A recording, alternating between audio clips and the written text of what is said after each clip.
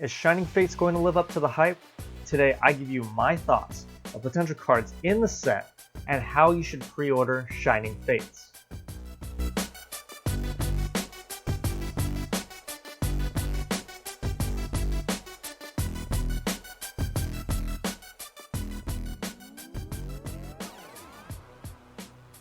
I'm Kakashi with Kanto Capital. So before we get started today, guys, I just want to thank you because we have hit 1,500 subscribers, so 1,500 subscribers. I mean, it really wasn't that long ago that we actually hit 13 subscribers. Yes, 1-3. We had hit 13 subscribers, I want to say a couple months ago or a few months ago, and now we're already at 1,500. So I just want to thank you guys again so much for the support. It means so much, and I just can't even believe we're here, to be honest. And I also wanted to say sorry that I haven't been posting as often lately. I've been very busy, and I've also been figuring out ways to increase my production, both on YouTube and with my other businesses. But as far as YouTube goes, just bear with me a little bit because I'm still, again, very new to this. Like I said, I've never done anything like this before.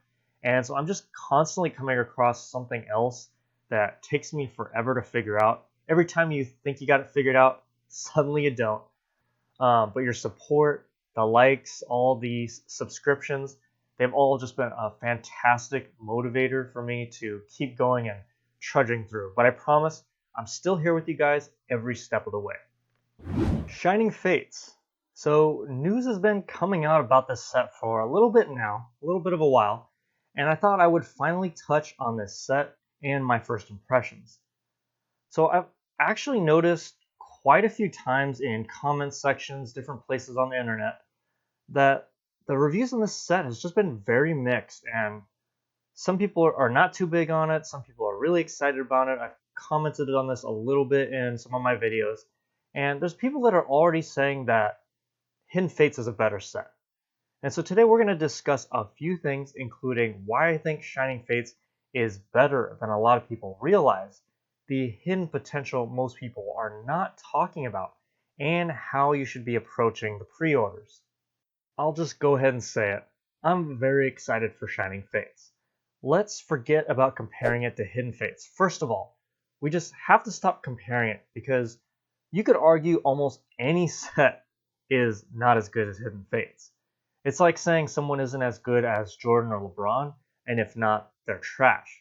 Well, the reality is that it's not black and white, and there are tiers to greatness. Shining Fates, looking on its own merits, is at least a very, very good set. I'm eventually going to do a more full investment analysis of Shining Fates, but right now I just wanted to get you my early thoughts so you at least have an idea of my perspective. I know there's a ton of hype, and anything Pokemon is selling out, except maybe Rebel Clash. That's about the only thing that's not selling out. But otherwise, pretty much everything Pokemon cards is selling out left and right. And so sometimes it's just hard to judge a set, and it's easy to get caught up in the excitement when there's just so much hype happening right now. But really, Shining Fates is going to be a very good set unless Pokemon just randomly decides to completely change it right before it gets converted to English. Because we have seen what Shiny Star V is, and if you guys don't know, Shiny Star V is the Japanese version or the Japanese set of Shining Fates. So we have a very good idea of what to expect for Shining Fates. And it's pretty much going to have the subset that everyone wants, and that's another Shiny Vault. And even if it doesn't have all the Pokemon that you would prefer, it's still an incredibly deep roster of shiny cards that I think most people can enjoy. You know, whether you're younger and you prefer maybe the newer generation of Pokemon, or maybe you prefer the earlier generations, I personally like that there's something for everyone inside of Shining Fates. And that means it's going to be a fun set to open. And there's nothing better, at least in my opinion, there's nothing better than creating fun memories and just having fun while opening packs. And Shining Fates should be able to deliver that because it really has something to offer for everyone. And let's be honest with ourselves, I should just be able to name off these cards. I should be able to just say Shiny Charizard VMAX, Shiny Lapras VMAX, Shiny Ditto V, Shiny Ditto VMAX, Shiny Suicune, Gold Eternatus V, Gold Eternatus VMAX. And that is already a legitimate set with a ton of really nice chase cards.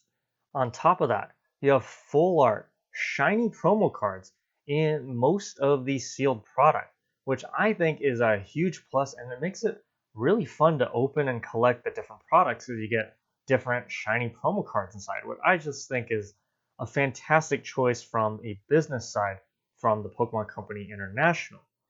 And let's not forget another big plus, and that's the potential cards that could be inside of the set. And I'm actually talking about the regular set, not the Shiny Vault. One of the big reasons people are going crazy for modern Pokemon right now. And it's amazing rares. Shining Fates is going to have 3 amazing rares on top of that. So even if you think that amazing rares will be collectible in the future, that is just another reason to be excited and bullish on Shining Fates. And then there's one thing that a lot of people are forgetting, and that is some of the Japanese cards that were not in Shiny Star V, but they were released in Japan. Namely, I'm talking about the Blastoise and the Venusaur. Japan got a Charizard starter deck, which included the Charizard V and the VMAX. We ended up getting those Charizard V and VMAXs in Darkness Ablaze. And it's very possible that we could be seeing maybe Venusaur VMAX and Blastoise VMAX, or possibly maybe even some shiny version of those could be in our English set Shining Fates. Remember that this, though, is really, I'm just speculating here. I wouldn't bet on it, but I wouldn't be surprised if they included it either, because it's really reasonable to guess that they might be in Shining Fates, just like the Charizard V and the VMAX ended up in one of our English sets. So that's a shiny Charizard VMAX, a shiny Lapras, shiny Ditto V, shiny Ditto VMAX, shiny Suicune, regular Ditto V, regular Ditto VMAX, multiple full art trainers like a Marnie full art. Very possibly we might be looking at Blastoise and Venusaur VMAX cards. We have 3 amazing rares and a ton of other popular modern generation shiny Pokemon, all in one set, Shining Fates. That sounds pretty good to me. And if I'm running out of breath just trying to tell you all the good cards that could be in this set, I think that's pretty good. Now, does this make this set a guaranteed winner? There's never a guarantee, and I think once I give you my full analysis, you're going to see this isn't the perfect investment like I make it sound here. But if you found this video informative, after you subscribe, you're going to discover that this video is really just scratching the surface of the analysis that I normally do. So make sure you subscribe if you haven't already, so you don't miss my full analysis or the rest of my analysis coming soon.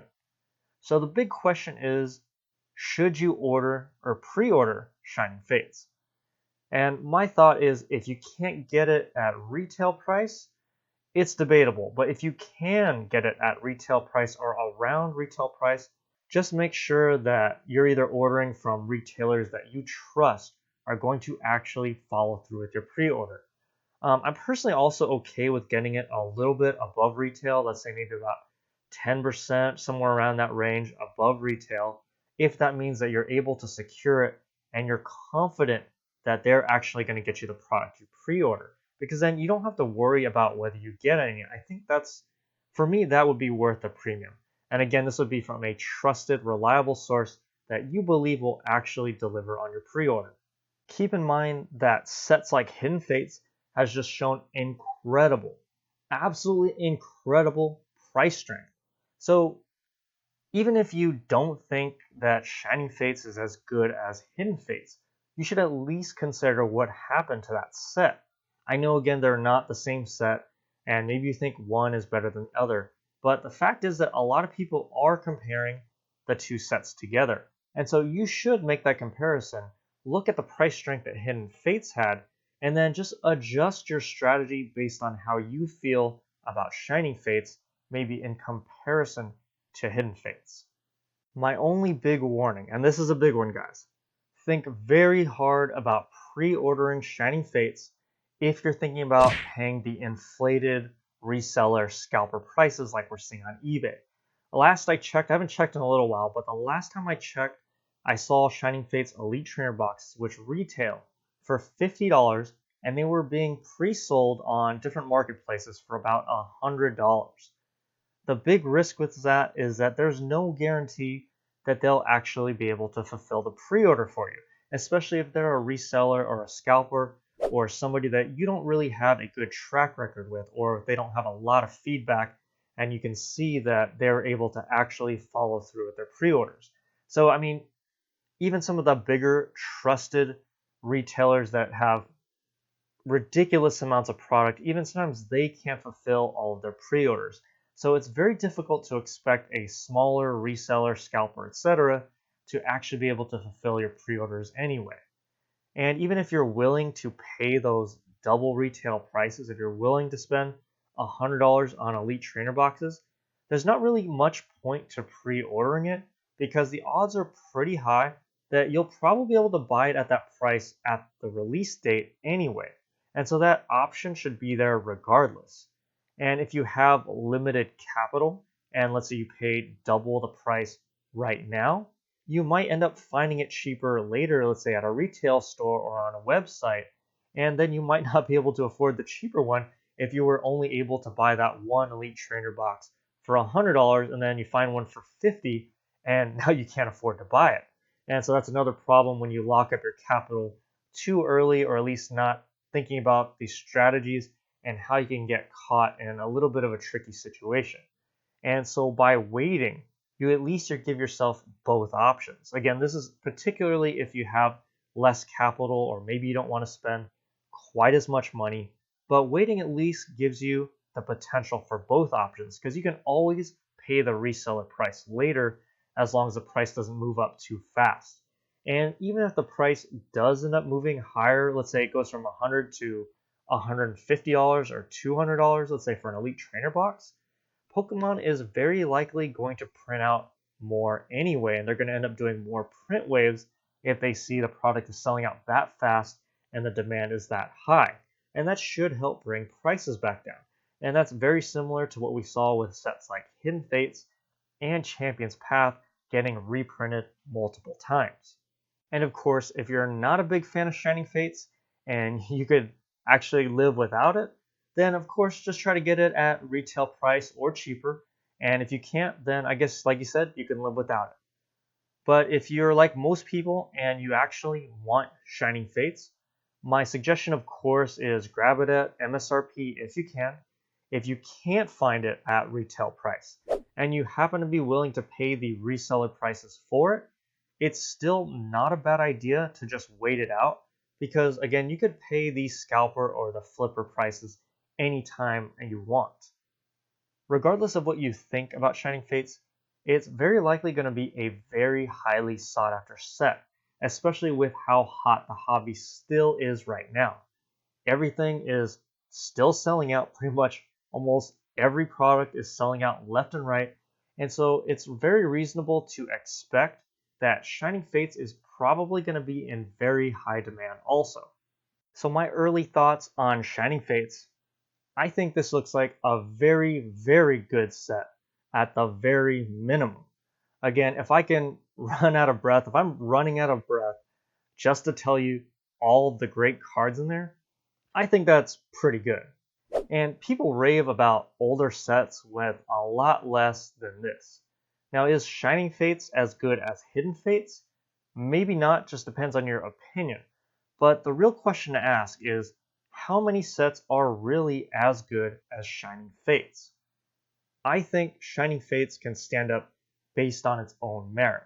And if we look at the set alone, if we just look at Shining Fates alone, from a collector's perspective, I really think it's a wonderful set, and I think it stands up well against any set in Pokemon. My complete analysis on Shining Fates will be coming soon once there's some more details released, and of course there'll be plenty more Pokemon investing videos too. Liking and subscribing is the perfect way for you to help support this channel if you haven't already, of course. And so what are your thoughts on Shining Fates? I would love to hear your thoughts. Let me know what you think about Shining Fates. Just drop them down in the comments. Thank you as always for your continued support. Thank you so much for helping us get to 1,500 subscribers. Thank you so much for watching. I'm Kakashi with Kanto Capital. Have a great day, and I'll see you in the next video.